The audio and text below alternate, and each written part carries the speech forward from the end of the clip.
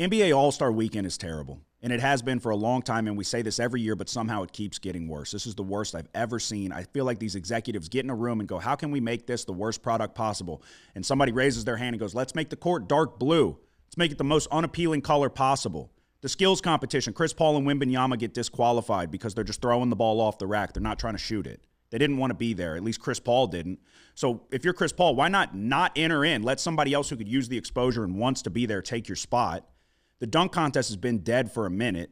Mac McClung's got lifetime entry, I guess. We're going to have to continue to watch him use the ball to push himself up an extra foot off his vertical. Half of the rounds, they didn't even make a single dunk. One guy didn't make a dunk, and he got a 40. It doesn't make any sense. LeBron James killed the dunk contest. That's a discussion for another day, I guess.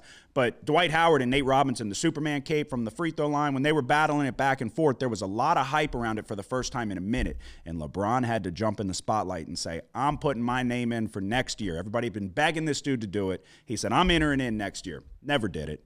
The All-Star game format itself was the dumbest thing I've ever seen. 4 teams, 3 games, and nobody cared about a single one. There was a game winner on an uncontested two-handed dunk where they didn't want to play defense. They keep racking their brain trying to figure out how can we get people to enjoy this and want to watch. I have an idea for you. Make the players give a fuck, but they don't. So no one's going to want to watch. If you could have the best players on the planet play 1 game a year, go head-to-head, it would be must-see TV, but they don't want to be there. It's half-court shots and uncontested dunks, and nobody cares. But year after year, we're going to have to hear Kenny Smith say, let's go home, ladies and gentlemen. No, just stay home. This product sucks.